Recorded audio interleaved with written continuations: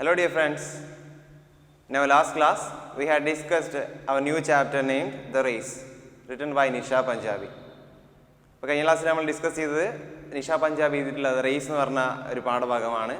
അതിൽ നമ്മൾ ടെക്സ്റ്റിലെ ആദ്യത്തെ പാഠമാണ്, ആദ്യ യൂണിറ്റിലെ ആദ്യ പാഠം. അപ്പോൾ നമ്മളതിൽ കുറേ കാര്യങ്ങൾ പറഞ്ഞു. ഞാൻ പറഞ്ഞിട്ടുണ്ട് ഇറ്റ്സ് എ മോട്ടിവേഷണൽ സ്റ്റോറി അല്ലെങ്കിൽ ഇൻസ്പിറേഷണൽ സ്റ്റോറി എന്നൊക്കെ പറഞ്ഞിട്ടുണ്ടല്ലേ. അതൊരു ഇൻസ്പിറേഷണൽ സ്റ്റോറി അല്ലെങ്കിൽ മോട്ടിവേഷണൽ സ്റ്റോറിയാണെന്ന് പറഞ്ഞു. പിന്നെ അതിൽ കേന്ദ്ര കഥാപാത്രം അല്ലെങ്കിൽ the protagonist of the story is considered to be as Tarun Kapoor. Tarun എന്ന് പറയുന്ന ഒരു കുട്ടിയാണ് അതിലെ മുഖ്യ കഥാപാത്രം എന്ന് പറഞ്ഞു. അപ്പോൾ അവൻ്റെ ജീവിതത്തിലുണ്ടാകുന്ന പ്രശ്നങ്ങളും കാര്യങ്ങളും അവൻ എന്ത് ടാലൻ്റാണ് ഉള്ളത് എന്നുള്ള കാര്യങ്ങളൊക്കെ വ്യക്തമായി. എന്താണ്? He was blessed with the talent of A good runner or N athlete. അല്ലേ, നല്ലൊരു ഓട്ടക്കാരൻ്റെ ഒരു ടാലൻ്റ് അവന് ലഭിച്ചിട്ടുണ്ടായിരുന്നു. അതാണ് അവൻ്റെ ജീവിതത്തിലെ ഏറ്റവും വലിയ നേട്ടം, അല്ലെങ്കിൽ അവനാകേണ്ട ഡ്രീം എന്ന് പറഞ്ഞാൽ the only dream in his mind is to become a good runner or a good athlete. നല്ലൊരു അത്ലറ്റായി മാറുക എന്നുള്ളതാണ് അവൻ്റെ ജീവിതത്തിലെ ഏക ലക്ഷ്യം എന്ന് പറയുന്നത്. അല്ലേ, he was not at all good in his study. I said it. അല്ലെ, ഞാൻ പറഞ്ഞിട്ടുണ്ടത് ഈസ് ആൻ ആവറേജ് സ്റ്റുഡൻറ്റ്. അവനൊരു ആവറേജ് സ്റ്റുഡൻ്റ് ആണ്. അതിനൊരു വാക്ക് ഉപയോഗിച്ചിട്ടുണ്ടായിരുന്നു ആ ഒരു പാഠത്തിൽ. What's that? He is a mediocre student. അല്ലേ, മീഡിയോക്കർ എന്നുള്ളൊരു വാക്കായിരുന്നത് ആ ഒരു ആവറേജിനെ കാണിക്കുന്നത്. അല്ലേ, അപ്പോൾ അവൻ എന്ത് ചെയ്ത് അങ്ങനെ എന്താണ് ഒരു ആവറേജ് സ്റ്റുഡൻ്റ് ആയതുകൊണ്ട് തന്നെ ടെർമിനൽ എക്സാമിൽ അവൻ ഫെയിലാവുകയാണ്, അല്ലെങ്കിൽ തോറ്റു പോവുകയാണ്. ഇത് അവൻ്റെ പേരൻസിന് സഹിക്കുന്നില്ല. അപ്പോൾ അവർ പൊതുവേ അവൻ്റെ ഈ ഒരു സ്വഭാവം എന്താണ്, ഓട്ടം അല്ലെങ്കിൽ മറ്റുള്ള കാര്യങ്ങളിൽ ശ്രദ്ധിക്കുന്ന കാര്യങ്ങളൊന്നും അവരുടെ പേരൻസിന് അല്ലെങ്കിൽ ഫാമിലിക്ക് ഇഷ്ടമല്ല. അതുകൊണ്ട് തന്നെ അവർ അവനെ നല്ലപോലെ ശകാരിക്കുകയാണ്. അപ്പോൾ ഇത് സഹിക്കാൻ വയ്യാതെ അവൻ എന്ത് ചെയ്യാണ്, തൻ്റെ വീടിൻ്റെ തൊട്ടടുത്തുള്ള ഒരു സ്റ്റേഡിയത്തിൽ പോയിട്ട് എന്ത് ചെയ്യണം, അവിടെ അവൻ ഓടുകയാണ്. ഓടി അവസാനം 1 മണിക്കൂറോളം പൂർണ്ണമായിട്ടും ഓടി തളർന്ന് അവൻ എന്ത് ചെയ്യാണ്, തന്നെ ആ ഒരു പാർക്കിലുള്ള അല്ലെങ്കിൽ ആ ഒരു സ്റ്റേഡിയത്തിൻ്റെ തൊട്ടടുത്തുള്ള പാർക്കിൽ ഉള്ള ഒരു ബെഞ്ചിലേക്ക് തന്നെ എടുത്തെറിയുകയാണ്. എന്നിട്ട് അവിടെ ഇരുന്ന് വിതുമ്പുകയാണ്, കരയുകയാണ്. He was panting by sitting there. അവിടെ ഇരുന്നു കൊണ്ട് എന്ത് ചെയ്യണം, അവൻ വിതുമ്പുകയായിരുന്നു. എന്ന് വെച്ചാൽ അവൻ്റെ സങ്കടങ്ങളൊക്കെ അവൻ എന്താണ് കരഞ്ഞു പോക്കിയില്ല. അതിന് മുന്നേ എന്ത് ചെയ്തു, ഓടി അവൻ്റെ ടാലൻറ്റ് കൊണ്ട് അല്ലെങ്കിൽ എബിലിറ്റി കൊണ്ട് അല്ലെങ്കിൽ ഇൻബോൺ ടാലൻറ്റ് കൊണ്ട് അവൻ എന്ത് ചെയ്യാണ്, അതിനെ എക്സോസ്റ്റ് ചെയ്യാണ്, പൂർണ്ണമായും തളർത്തി തീർക്കുകയാണ് അവൻ്റെ സങ്കടങ്ങളൊക്കെ. അങ്ങനെ അതായിരുന്നു കഴിഞ്ഞ നമ്മുടെ 3 പാരഗ്രാഫ് ഡിസ്കസ് ചെയ്ത സമയത്തുള്ള ചെറിയൊരു ഐഡിയ എന്ന് പറയുന്നത്. അല്ലേ, അപ്പോൾ തരുണാണ് ഇതിലെ കേന്ദ്ര കഥാപാത്രം. അപ്പോൾ അവനൊരു ബ്രദർ ഉണ്ട്. അല്ല, he was holding N engineering from A reputed college. നല്ലൊരു ഫേമസ് കോളേജിൽ നിന്ന് ഒരു എഞ്ചിനീയറിംഗ് ബിരുദധാരിയാണ് അവൻ്റെ സഹോദരൻ. അതിനാൽ തന്നെ അവൻ്റെ പാരൻസിനൊക്കെ അവനെ നല്ല മതിപ്പാണ്, അവൻ്റെ ബ്രദറിനെ. പക്ഷേ നമ്മുടെ തരുണിനെ അവരെന്ത് ചെയ്യില്ല, അത്രമേൽ പരിഗണിച്ചില്ല. They neglected him. അല്ലെ, അവനെ അവഗണിച്ചു. കാരണം എന്താ, he was not at good in his study. അല്ലെ, അവൻ്റെ പഠനത്തിൽ നല്ലപോലെ ശ്രദ്ധയൂന്നിയില്ല, അല്ലെങ്കിൽ നല്ലപോലെ പഠിക്കാൻ അവന് കഴിഞ്ഞിരുന്നു. അതുകൊണ്ട് തന്നെ അവൻ്റെ പാരൻസ് എന്ത് ചെയ്തു, അവനെ എല്ലാ കാര്യങ്ങളിൽ നിന്നും ഒരു ബ്ലാക്ക് ഷീപ്പായി കൺസിഡർ ചെയ്തു. ഓക്കെ, അല്ലെങ്കിൽ ഒരു കുടുംബത്തിൽ വേണ്ടാത്ത അല്ലെങ്കിൽ ഒരു അധികപ്പറ്റ് എന്നുള്ള രീതിയിൽ അവനെ കൺസിഡർ ചെയ്തു. അത് അവൻ്റെ മനസ്സിനെ വല്ലാതെ അലട്ടി. But he was blessed with the talent of a great athlete. അല്ലേ, മഹാനായ ഒരു അത്ലറ്റ് ആവാനുള്ള ഒരു ആർജവം, ഒരു തീ അവൻ്റെ ഉള്ളിലുണ്ടായിരുന്നു. അതാണ് ഈ കഥയിലെ ഏറ്റവും പ്രധാനമായ പോയിന്റ് എന്ന് പറഞ്ഞാൽ. അപ്പോൾ നമ്മൾ ഡിസ്കസ് ചെയ്തത് 3 പാരഗ്രാഫാണ്. So let's move to our remaining part. Okay, in the previous class the 3rd paragraph finished like this. He sat on a bench in the park and panting, and he started to pant heavily. എന്താണ്, പൂർണ്ണമായി തളർന്ന് അവൻ എന്ത് ചെയ്യാണ്, ആ ഒരു പാർക്കിലെ ബെഞ്ചിൽ ഇരുന്നുകൊണ്ട് കരയുകയാണ്, വിതുമ്പുകയാണ്. തൻ്റെ സങ്കടങ്ങളൊക്കെ മാറ്റാൻ വേണ്ടി എന്ത് ചെയ്യണം, കരയുകയാണ്. അങ്ങനെ അടുത്ത പാരഗ്രാഫുകൾ അല്ലെ ഇനി വരുന്ന പാരഗ്രാഫുകൾ അതിനോടനുബന്ധിച്ചുള്ള കാര്യങ്ങളാണ് പറയുന്നത്. So just listen. Suddenly he heard A voice at his elbow. അല്ലേ, തൻ്റെ എൽബോൻ്റെ മുകളിലായിട്ട് സൈഡിലായിട്ട് എന്ത് ചെയ്യണം, ഒരു ചെറിയൊരു ശബ്ദം അല്ലെങ്കിൽ അതിൻ്റെ വശത്തു നിന്ന് അല്ലെങ്കിൽ ഒരു വശത്തു നിന്ന് അവനൊരു ശബ്ദം കേൾക്കുക. What is it son? ചോദ്യം ഇങ്ങനെയാണ്, വാട്ട് ഈസ് ഇറ്റ് സൺ? എന്താണ് കുട്ടി, എന്താണ് നീ ഇവിടെ ചെയ്തുകൊണ്ടിരിക്കുന്നത്? What happen to you? നിനക്ക് എന്താണ് സംഭവിച്ചത് എന്നുള്ളൊരു ചോദ്യം. വാട്ട് ഈസ് ഇറ്റ് സൺ എന്നാണ് ചോദിച്ചത്. ഒരാളായിരിക്കും ചോദിച്ചത്. ആരോ ഒരാൾ തൻ്റെ അടുത്ത് വന്ന് ചോദിക്കുന്നതായിട്ട് ആർക്ക് തോന്നി? നമ്മുടെ തരുണിന് തോന്നി. Tarun turned to his left and there sat a man of about 60. അപ്പോൾ താനിരിക്കുന്ന ബെഞ്ചിൽ താൻ എന്താണ് വിതുമ്പുകയാണെങ്കിൽ കരയുകയാണ്. അപ്പോൾ തൊട്ട് അടുത്തുള്ള കാര്യങ്ങളൊന്നും ആരും ശ്രദ്ധിക്കുന്നില്ല, തരുൺ ശ്രദ്ധിക്കുന്നില്ല. He was not bothered about his surroundings. അവൻ്റെ ചുറ്റുപാടുകളെ കുറിച്ച് എന്താണ് അവൻ ബോധവാനല്ല. അങ്ങനെ പെട്ടെന്ന് തന്നെ തൻ്റെ ഇടതുവശത്ത് ഇരുന്നിട്ട് ഒരാൾ തന്നോട് ചോദിച്ചതാണ് വാട്ട് ഈസ് ഇറ്റ് സൺ. അവൻ കേട്ടത് ഇങ്ങനെയാണ്, എന്താണ് പറ്റിയത് കുട്ടി എന്ന് ചോദിച്ചു. Tarun turned to his left and there sat a man of about 60. അപ്പോൾ തൻ്റെ ഇടതുവശത്തേക്ക് നോക്കുന്ന സമയത്ത് ആ ബെഞ്ചിൻ്റെ ഒരു വശത്ത് എന്താണ് ഒരു ഏതാണ്ട് 60 വയസ്സോളം പ്രായമുള്ളൊരു വ്യക്തി ഇരിക്കുകയാണ്. അയാളാണ് തന്നോട് ഈ ചോദ്യം ചോദിച്ചതെന്ന് തരുണിന് മനസ്സിലാവുകയാണ്. അപ്പോൾ ആരെന്നോ എന്തെന്നോ അറിയാതെ അയാളെ ചോദിച്ച ചോദ്യത്തിന് തരുണും അതേപോലെ തന്നെ മറുപടി കൊടുക്കുകയാണ്. ഒരു ചോദ്യവും അങ്ങോട്ടില്ലാതെ അല്ലെങ്കിൽ വേറൊരു എൻക്വയറിയും ഇല്ലാതെ അവൻ മറുപടി കൊടുക്കുകയാണ്. എന്താ പറഞ്ഞത്? I failed in 2 subjects. ഞാൻ 2 വിഷയങ്ങളിൽ തോറ്റുപോയിരിക്കുന്നു. He replied in a depressed tone. അല്ലേ, പൂർണ്ണമായി അവശനായ, തളർന്നു പോയ, അല്ലെങ്കിൽ എന്താണ് ഒറ്റപ്പെട്ടു പോയ, അല്ലെങ്കിൽ സങ്കടത്തോടു കൂടി അവൻ പറഞ്ഞിരിക്കുകയാണ്, ഡിപ്രസ്ഡ് ആയിട്ട് അവൻ പറഞ്ഞിരിക്കുകയാണ് ഐ ഫെയിൽഡ് ഇൻ 2 സബ്ജക്ട്സ്. ഞാൻ 2 വിഷയത്തിൽ തോറ്റുപോയി സർ എന്ന് പറയുകയാണ്. ആരോട്? തൊട്ടടുത്തിരിക്കുന്ന 60 വയസ്സ് പ്രായമുള്ള ആ വ്യക്തിയോട്. The man smiled sympathetically and said, അല്ലേ, ആ തൊട്ടടുത്തിരിക്കുന്ന 60 വയസ്സുള്ള പ്രായമുള്ള ആ വ്യക്തി ഇവൻ്റെ ഈ മറുപടി കേട്ടുകൊണ്ട് ചിരിച്ചുകൊണ്ട്, എങ്ങനെയുള്ള ചിരിയാണ്? ഒരു സിമ്പതിയോട് കൂടി. അല്ലേ, എന്താണ് സിമ്പതി എന്ന് വെച്ചാൽ? ഒരു അനുകമ്പ എന്നൊക്കെ പറയും. അല്ലേ, നിങ്ങൾ കേട്ടിട്ടുണ്ടാവും സിമ്പതിയും എമ്പതിയും ഉണ്ട്. അല്ലേ, what is the difference between these 2? ഈ 2 വാക്കുകൾ തമ്മിലുള്ള വ്യത്യാസം എന്താണ്? ഫോർ എക്സാമ്പിൾ നമുക്ക് ഇങ്ങനെ പറയാം. അല്ലേ, അതായത് നമ്മളിപ്പോൾ രാവിലെ സ്കൂളിൽ പോകുന്ന സമയത്ത് ഒരു ആക്സിഡൻറ്റ് നടന്നു പോവുകയാണ്. അപ്പോൾ നമ്മുടെ തൊട്ടരികിൽ ഒരു ആക്സിഡൻറ്റ് നടന്നു. അപ്പോൾ നമ്മുടെ സുഹൃത്തുക്കളെ പോലെ തന്നെ എന്ത് ചെയ്യണം, എല്ലാവരും അവിടെ ഓടിയിട്ട് എന്ത് ചെയ്യാണ്, ഇയാൾക്ക് അപകടം പറ്റിയിട്ടുണ്ട്. അപ്പോൾ അതിനെ നോക്കി നിൽക്കുകയാണ്. അല്ലേ, അയ്യോ പാവം എന്നൊക്കെ പറഞ്ഞ് നിൽക്കുകയാണ്. അതിനെ നമുക്ക് വേണമെങ്കിൽ സിമ്പത്തി എന്ന് പറയാം. അല്ലേ, അപ്പോൾ എന്താണ് എമ്പതി? അപ്പോൾ പെട്ടെന്ന് ഒരു കുട്ടി, നിങ്ങളുടെ കൂട്ടത്തിലുള്ള ഒരു കുട്ടി എന്ത് ചെയ്യാണ്, ഓടിപ്പോയി അയാളെ എടുത്ത് പൊക്കുകയാണ്. അല്ലെങ്കിൽ അയാൾ എടുത്ത് പൊക്കിയിട്ട് എന്ത് ചെയ്യാണ്, ആശുപത്രിയിലേക്ക് കൊണ്ടുപോകാൻ ശ്രമിക്കുകയാണ്. അവിടെ അതിന് പറയുന്ന പേരാണ് എമ്പതി. അല്ലേ, സഹാനുഭൂതി എന്ന് പറയുന്ന സംഭവം തന്നെ. എന്ന് വെച്ചാൽ അയാളുടെ പ്രശ്നം തൻ്റേതാണ് എന്നുകൂടി മനസ്സിലാക്കിയിട്ട്, അല്ലെങ്കിൽ തൻ്റേത് തന്നെയാണെന്ന് മനസ്സിലാക്കി എന്ത് ചെയ്യാണ്, ഇടപെടുക. അതിനാണ് എന്ത് പറയുക, എമ്പതി എന്ന് പറയുന്നത്. അപ്പോൾ ഇവിടെ ഒരു സിമ്പതി ടോണോട് കൂടി ഇയാൾ ചിരിച്ചു. ആരാ ചിരിച്ചത്? നമ്മുടെ ഈ 60 വയസ്സ് പ്രായമുള്ള വ്യക്തി. അയാളുടെ പേര് പറഞ്ഞിട്ടില്ല. അല്ലേ, ഒരു അപരിചിതനാണ്, ഒരു സ്ട്രേഞ്ചറാണ്. അല്ലേ, അപ്പോൾ അയാൾ ഒരു സിമ്പതിയോട് കൂടി അവനോട് ചിരിച്ചുകൊണ്ടെന്തോ പറയാൻ ശ്രമിക്കുകയാണ്. And said, life is full of ups and downs my boy. ജീവിതം എന്ന് പറഞ്ഞാൽ ഉയർച്ചകളുടെയും താഴ്ചകളുടെയും ഒരു സമ്മിശ്രമായ ഒരു രൂപമാണ് എന്ന് പറഞ്ഞിരിക്കുകയാണ്. അല്ലേ, എന്ത് മനോഹരമായ വരിയാണ്. എന്താ പറഞ്ഞത്? ജീവിതം എന്ന് പറയുന്നത് ഉയർച്ചകളും താഴ്ചകളും ഉള്ള ഒരു സംഭവമാണ് കുട്ടി, നീ അതിൽ വിഷമിക്കേണ്ട ആവശ്യമില്ല.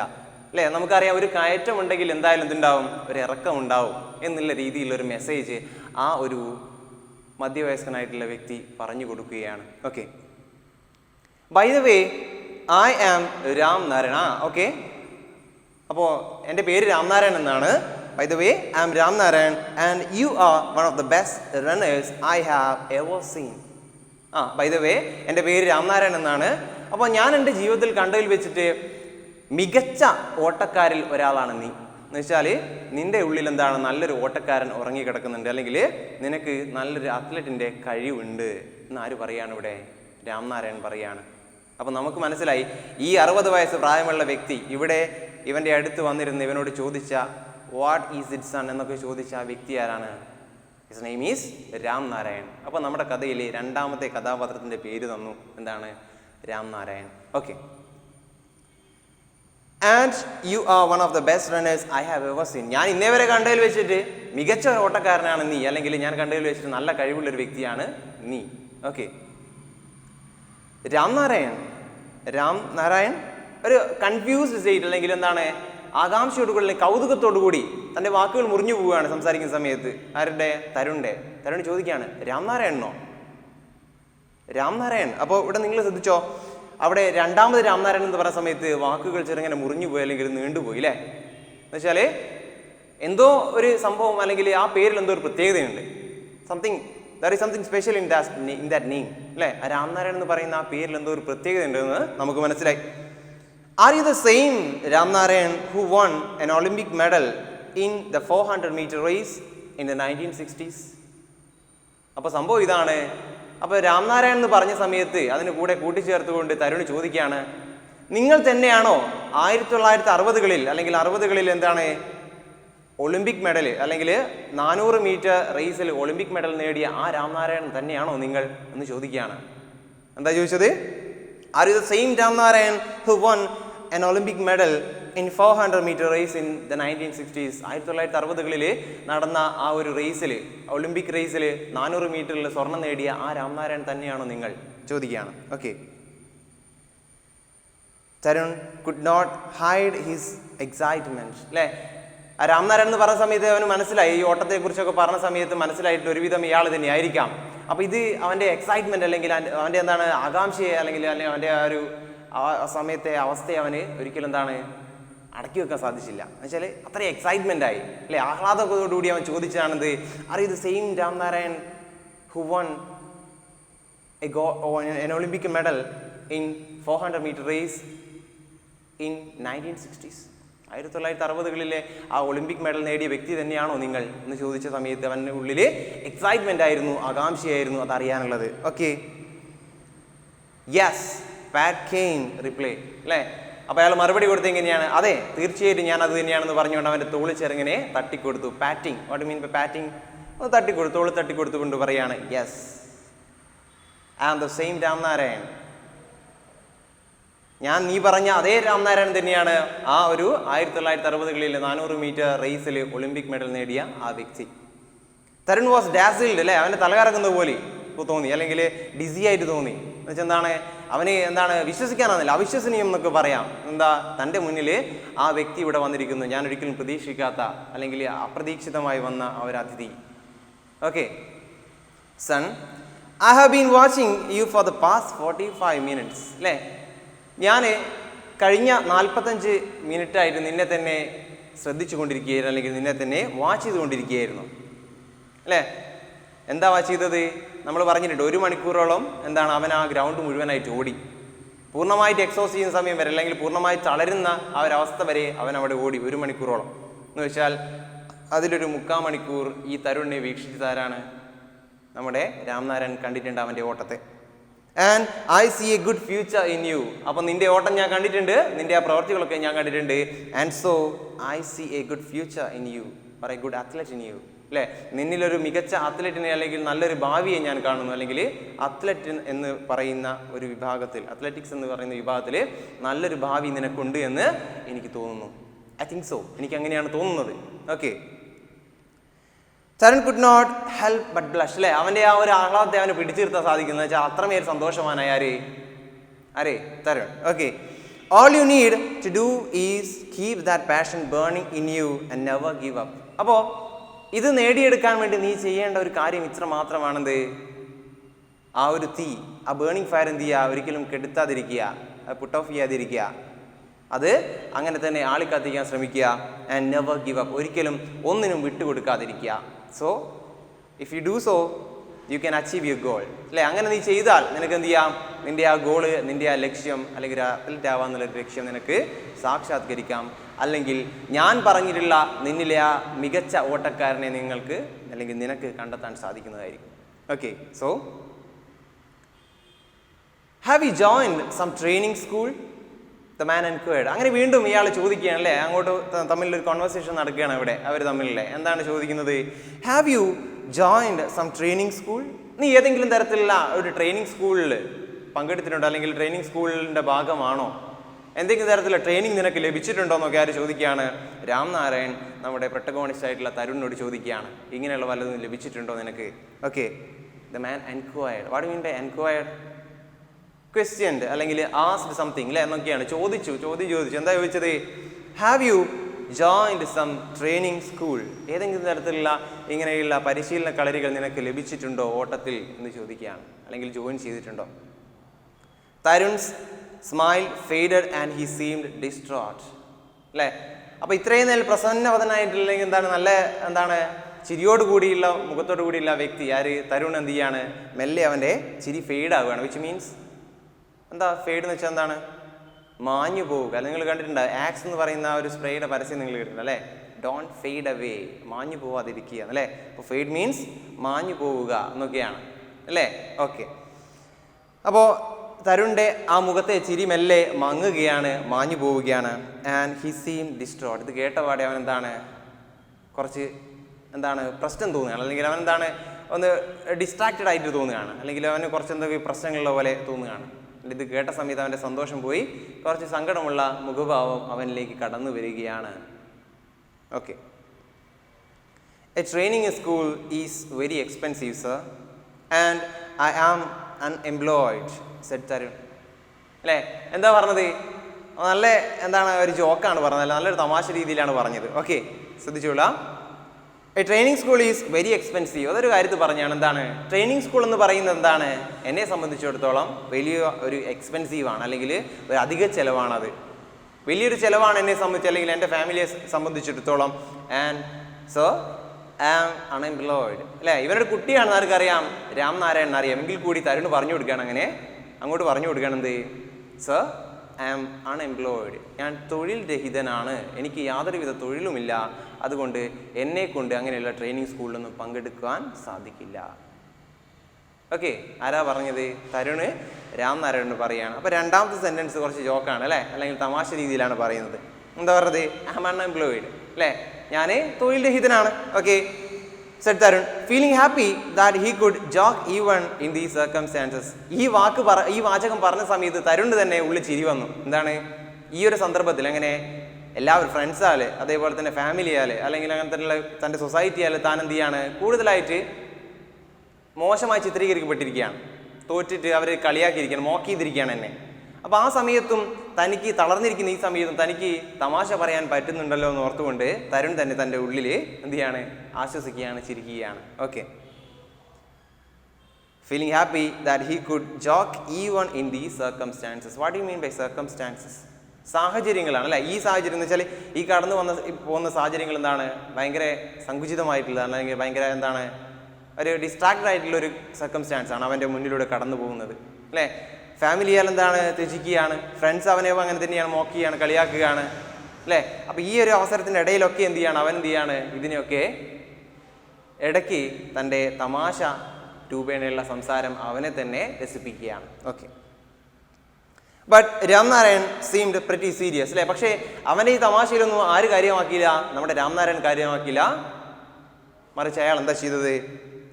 I will train you if you want, but I put forward A condition.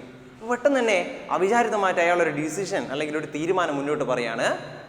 നിനക്ക് അങ്ങനെയുള്ള ട്രെയിനിങ് ഒന്നും ലഭിച്ചിട്ടില്ലെങ്കിൽ I am ready to train you. അല്ലേ, ഞാൻ റെഡിയാണെന്തിന്? നിന്നെ ട്രെയിൻ ചെയ്യാൻ, നിന്നെ ഒരു നല്ലൊരു അത്ലറ്റ് ആക്കാൻ എന്താണ് ഞാൻ റെഡിയാണ്. എന്താ പറഞ്ഞത്? I am ready, I will train you if you want. നിനക്ക് വേണമെങ്കിൽ ഞാൻ നിന്നെ ട്രെയിൻ ചെയ്യാം, അല്ലെങ്കിൽ നിനക്ക് താല്പര്യമുണ്ടെങ്കിൽ രാംനാരായൺ എന്ന് പറയുന്ന 1960 ഒളിമ്പിക് മെഡൽ നേടിയ വ്യക്തി നിന്നെ ട്രെയിൻ ചെയ്യുന്നതായിരിക്കും. I will train U. Okay, if you want എന്ന് പറഞ്ഞു, നിനക്ക് വേണമെങ്കിൽ. Okay, but I put forward A condition. പക്ഷേ ആ ഒരു ട്രെയിനിങ് ലഭിക്കണമെങ്കിൽ ഞാൻ ചില നിർദ്ദേശങ്ങൾ അല്ലെ ചില കണ്ടീഷനുകൾ മുന്നോട്ട് വയ്ക്കുന്നുണ്ട്. അത് നീ പാലിച്ചിരിക്കണം, എങ്കിൽ മാത്രം എൻ്റെ ട്രെയിനിങ് നിനക്ക് ലഭിക്കുന്നതായിരിക്കും. Okay, what is your condition? Tarun's voice short curiosity and anxiety. അല്ലേ, തരുണ് പെട്ടെന്ന് തന്നെ ഇത് കേട്ട പാതി കേൾക്കാത്ത പാതി അവൻ മറുപടി പറയുകയാണ്. എന്താ പറഞ്ഞത്? What is your question? ഒരു എൻക്വയറിയാണ്, ഒരു ചോദ്യമാണ് അങ്ങോട്ട് വെച്ചത് അല്ലേ. What is your condition? എന്താണ് നിങ്ങളുടെ കണ്ടീഷൻ? നിങ്ങൾ പറയുന്ന അല്ലെങ്കിൽ അങ്ങ് പറയുന്ന കണ്ടീഷൻ എന്താണ് സർ എന്ന് ചോദിച്ചു. Tarun's voice short curiosity and anxiety. അല്ലേ, കൗതുകവും ആകാംക്ഷയും അല്ലെങ്കിൽ അവൻ്റെ മനസ്സിലേക്ക് കടന്നു വരികയാണ്. എന്താണ് സംഭവിക്കുക എന്നുള്ള രീതിയിൽ അവൻ ചോദിച്ചതാണ്. What is your condition sir? എന്താണ് നിങ്ങളുടെ ആ ഒരു കണ്ടീഷൻ? അപ്പോൾ രാംനാരായൺ ആ കണ്ടീഷനെ കുറിച്ച് വിവരിക്കുകയാണ്. അടുത്ത ഒരു ചെറിയ സെന്റൻസ്. ഓക്കെ, ശ്രദ്ധിക്കുക. There is a race on Children's Day at the Nehru Stadium.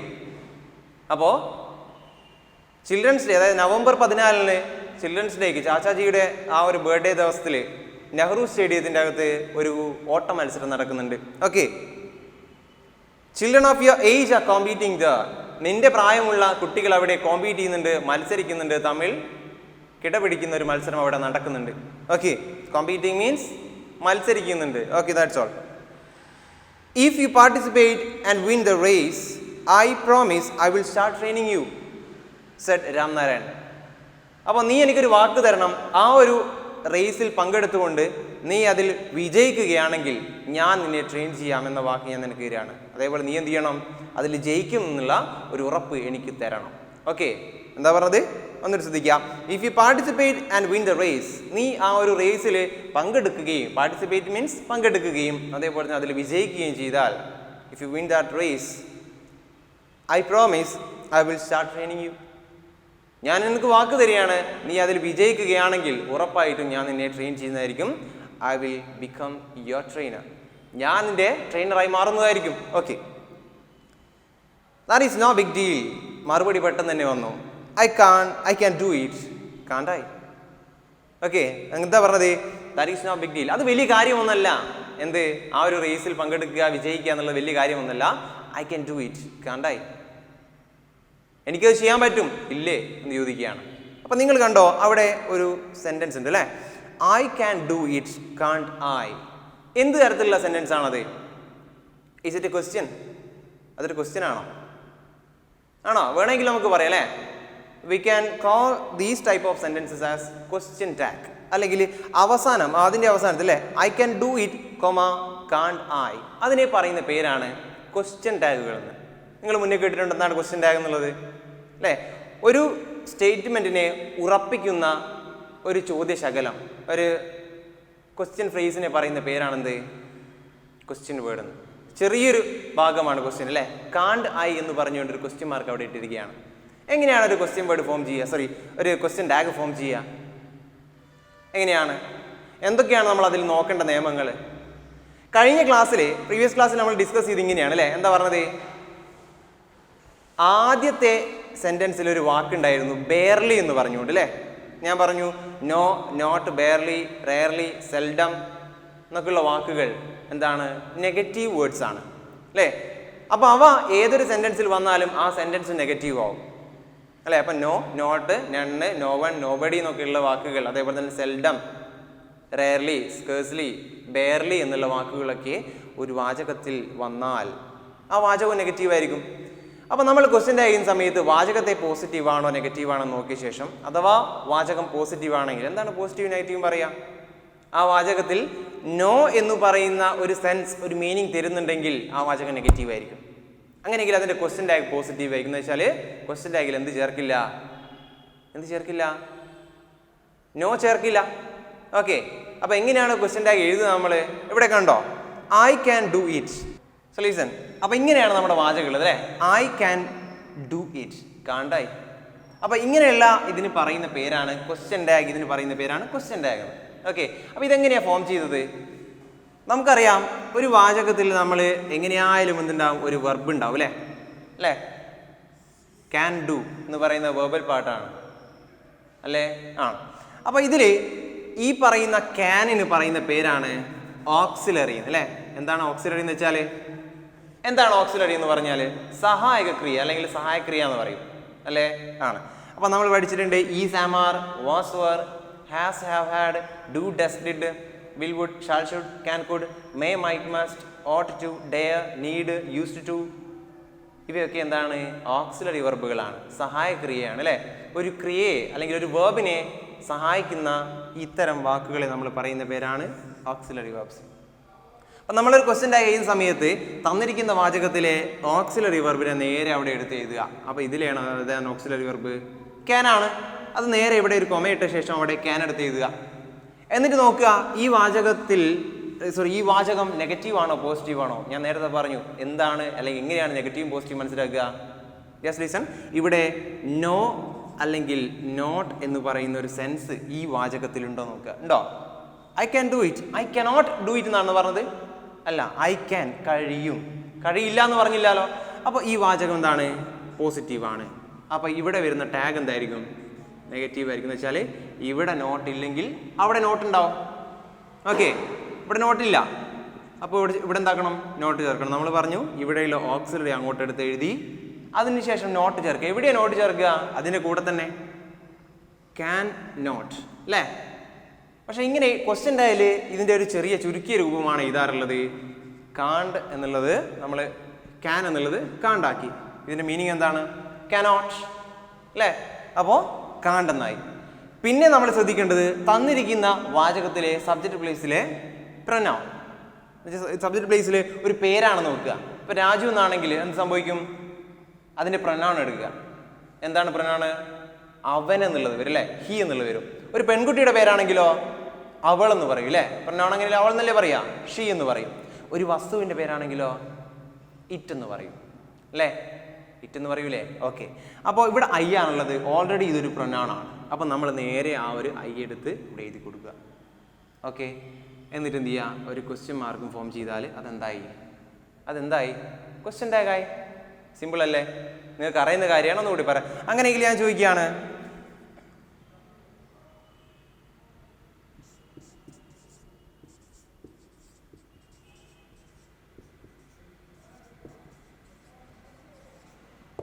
He സ്വിംസ് in A pond. ഒരു സെന്റൻസ് ആണ്, അല്ലെങ്കിൽ ഒരു സ്റ്റേറ്റ്മെന്റ് ആണ് അല്ലേ. അപ്പോൾ ഇതിൻ്റെ ടാഗ് എന്താ വരിക? എന്തായി ഇതിൻ്റെ ടാഗ് വരിക? നമ്മൾ പറഞ്ഞ നിയമങ്ങൾ നോക്കുക. ആദ്യം എന്ത് ചെയ്യുക, ഇതിലെ ഓക്സിലറി എടുത്ത് എഴുതുക. എവിടെ എടുത്ത് എഴുതുക? ഈ കൊമയ്ക്ക് ശേഷം എടുത്ത് എഴുതുക. അപ്പോൾ ഞാൻ പറഞ്ഞ am, is, are, was, were, has, have, had, do, does, did, ഇതിലേതെങ്കിലും വരുന്നുണ്ടോ? അല്ലെങ്കിൽ വില്ല് വരുന്നുണ്ടോ, വുഡ് വരുന്നുണ്ടോ, ക്യാൻ വരുന്നുണ്ടോ, കുഡ് വരുന്നുണ്ടോ, shall, should, may, might, must, ought to, dare, need, use, ഇതിലേതെങ്കിലും വരുന്നുണ്ടോ? പ്രത്യക്ഷത്തിൽ കാണുന്നില്ല അല്ലേ? ഇല്ല. ഉണ്ടോ? ഇല്ല. അപ്പം നമുക്ക് മനസ്സിലാക്കണം, ഒരു വാചകത്തിൽ എപ്പോഴും പ്രത്യക്ഷത്തിൽ എന്ത് വരാൻ സാധ്യതയില്ല, അല്ല പ്രത്യക്ഷത്തിൽ ചില സമയത്ത് വരാൻ സാധ്യതയില്ല. എന്ന് വെച്ചാൽ എല്ലാ സമയവും പുറമേ നമുക്കിങ്ങനെ എടുത്ത് എഴുതാൻ അല്ലെങ്കിൽ പെറുക്കി എടുക്കാൻ പറ്റിയ രീതിയിൽ എന്തുണ്ടാവില്ല? ഓക്സിലറി വെർബുകൾ ഉണ്ടാവില്ല. എന്ന് വെച്ചാൽ ഞാൻ പറഞ്ഞിട്ടുണ്ട്, ക്രിയകളുടെ കൂടെയാണ് എന്തുണ്ടാവുക, അല്ലെങ്കിൽ ക്രിയകളെ സഹായിക്കാനാണ് എന്തുണ്ടാവുക? ഓക്സിലറി വെർബ്സ് ഉണ്ടാവുക. അപ്പോൾ സിംസ് എന്ന് പറയുന്ന ഈ ഒരു വെർബ്, അതിൻ്റെ V1 ഫോം എങ്ങനെയാണ്? സ്വിം എന്നാണ് അല്ലേ, പ്രസൻറ്റ് ഫോം സ്വിം എന്നാണ്. അപ്പോൾ അതിൻ്റെ കൂടെ എസ് കൂട്ടിച്ചേർത്തതാണ് സ്വിംസ് എന്ന് പറഞ്ഞാൽ അല്ലേ? ആണോ അല്ലയോ? ആണ്. അപ്പോൾ നമ്മൾ മനസ്സിലാക്കണം, ഒരു V1 ഫോമിൻ്റെ കൂടെ ഇത് എസ് കൂട്ടിച്ചേർത്ത സമയത്ത് ഇതിൻ്റെ ഉള്ളിൽ ഒളിഞ്ഞു കിടക്കുന്ന ഓക്സിലറി ഡസ് ആണ്. അങ്ങനെയെങ്കിൽ ഞാൻ ചോദിക്കുകയാണ്, സ്വിം എന്ന് പറയുന്ന ഒരു ഓക്സിലറി ഉണ്ട് അല്ലേ, അല്ല സോറി, ഒരു വെർബ് ഉണ്ട്. അപ്പോൾ അതിൻ്റെ ഉള്ളിൽ ഒന്നുമില്ല, എസും കാര്യങ്ങളൊന്നുമില്ല. അങ്ങനെയെങ്കിൽ ഇതിൻ്റെ ഉള്ളിൽ ഓക്സിലറി ഏതായിരിക്കും? ഡു ആയിരിക്കും അല്ലേ? ആണ്.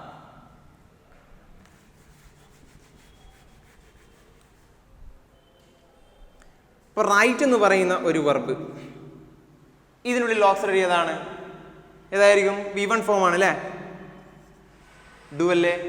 ഇപ്പോൾ റൈറ്റ്സ് എന്നാണെങ്കിൽ അതിൻ്റെ ഉള്ളിൽ ഇപ്പം പറഞ്ഞു കഴിഞ്ഞു, എസ് കൂടി ചേരുന്ന സമയത്ത് വെർബിൻ്റെ ഇവിടെ എന്താ ഉണ്ടാവുക? ഡസ് എന്ന് പറയുന്ന ഓക്സിലറി വെർബാണ് ഉണ്ടാവുക. ഇനിയിപ്പം ഫോർ എക്സാമ്പിൾ ഇങ്ങനെയാണെങ്കിൽ, റൈറ്റ് റോട്ട് എന്നാണെങ്കിൽ, റോട്ടെന്നാണല്ലോ എന്ന് ചോദിക്കുക. അങ്ങനെയെങ്കിൽ അതിൻ്റെ ഉള്ളിൽ എന്താണ്? ഇത് പാസ്റ്റ് ഫോമാണ് അല്ലേ, റൈറ്റ് റോട്ട് റിട്ടൺ എന്നുള്ളതാണ്, V2 ഫോമാണ്. അങ്ങനെയെങ്കിൽ ഇതിൻ്റെ ഉള്ളിലുള്ള ഓക്സിലറി ഏതായിരിക്കും? ഇത് ഡിഡ് എന്ന് പറയുന്ന ഓക്സിലറി വെർബായിരിക്കും. മനസ്സിലായോ? അപ്പോൾ ഡു, ഡസ്, ഡിഡ് എന്ന് പറയുന്നത്, ഫോർ എക്സാമ്പിൾ നമ്മളിപ്പോൾ ഈ പഠിച്ച അല്ലെങ്കിൽ ഞാൻ പറഞ്ഞ ഓക്സിലറി വെർബുകൾ ഏതൊക്കെ, ഈസമാർ, വാസുവർ, അങ്ങനെയുള്ള കാര്യങ്ങളൊക്കെ ഒരു യുദ്ധത്തിലെ പടയാളികളാണെന്ന് വിചാരിക്കുകയാണ്. ഓക്കെ, അപ്പോൾ അതിൽ 3 പേര് ഭയങ്കര കള്ളന്മാർ അല്ലെങ്കിൽ പേടിത്തൊണ്ടന്മാരാണ്. ഇവർ എന്തിൻ്റെയൊക്കെ പുറകിൽ ഒളിച്ചുകൊണ്ട് ബാക്കി എല്ലാ ആളുകളും നെഞ്ചു പിരിച്ചു കൊണ്ടുപോകും അല്ലേ.